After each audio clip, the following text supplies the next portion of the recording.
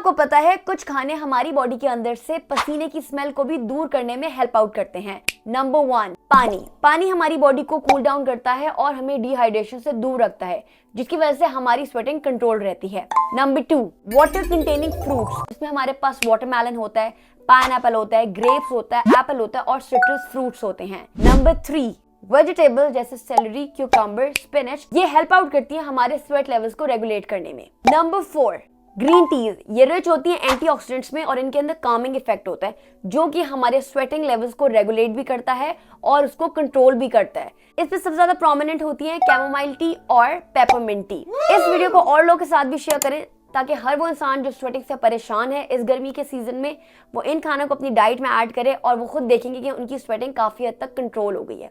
I hope आपको ये video बहुत अच्छी लगी है। अगर लगी है तो इसको लाइक करें और इसी तरह की इंटरेस्टिंग वीडियोस के लिए मुझे फॉलो कर लें।